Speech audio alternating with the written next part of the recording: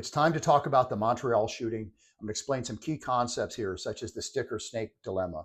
I'm going to talk about the level of duress this officer was under, how these decisions are made at the DNA level, and then some things basically relating to the hybrid threat environment and how these monsters are created in the first place. So let's go ahead and watch and review. There's more in my Substack, the Threat Proof newsletter at substack.com. I want you to pay attention to the stick or snake dilemma that the officers put in. So that officer's down behind cover. Her partner has crawled away wounded and eventually dies. That's what is blurred right there. It's basically her dead or dying partner. The suspect has him outgunned. He has some type of assault weapon. I'm using the term vaguely. I believe it was an SKS. I don't know what his magazine capacity was or anything like that. But from the initial video, it looks like the suspect is maybe 20, maybe 25 yards away. A very dangerous distance for somebody with a carbine like that. The innocent bystander comes around the corner, and then you see the officer in a stick or snake split-second moment appears to reflexively fire and injure and eventually kill that bystander. You'll note a short time later that the suspect comes around almost the exact same way. And I have a video a little later that shows more of that encounter. But just think about the time frame, the duress, tunnel vision, auditory exclusion, selective attention, all those things that are kicking in this officer, driving those decisions to be made in a very short time frame and to always prioritize personal safety, because that's how our DNA is wired. And if you think that that's something that's easy to out-train with a little bit of course training or a little bit of work in active threat situations, it just doesn't happen that way. It's not realistic. So let's watch it. Tonight, chilling footage shows the dramatic final moments when a gunman opened fire on police and bystanders in Montreal.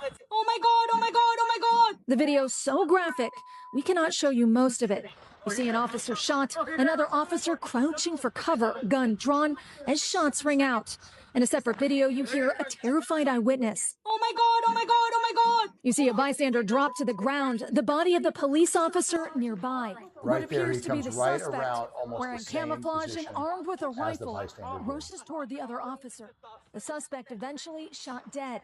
Montreal police say officers had responded to a 911 call of shots fired and a gun protruding from the window of a hotel. Officials say the suspect opened fire on police when they arrived. Now, I want you to note from this first video, there's an interview of a mother afterwards, and she was simply taking her children to get a haircut when all this occurred in front of her. So don't think it's not going to happen in your zip code. Don't think that you can take your kids to go get their haircut and nothing will ever happen to you. Yes, it's very unlikely that this is going to happen to you, but something could happen, and you just have to keep that a little bit in the back of your mind as you carry out your day-to-day lives. All right, let's watch the next video. So you see the suspect jumps up here and ignores this one innocent bystander. The officer was focused on engaging officers first, which is something I talk about in my police active threat courses. The police may be the initial target and very often are.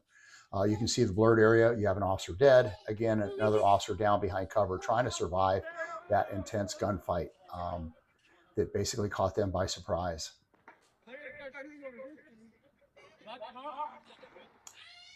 Then the suspect comes around the corner, fires, and then I believe he's got some type of malfunction, needs to reload. The officer at least escapes temporarily. I believe that officer is severely wounded. And then other officers at the scene are able to take the gunman down. And you'll see that here in a little bit. Again, window of opportunity here to escape, attack, or to maneuver and engage.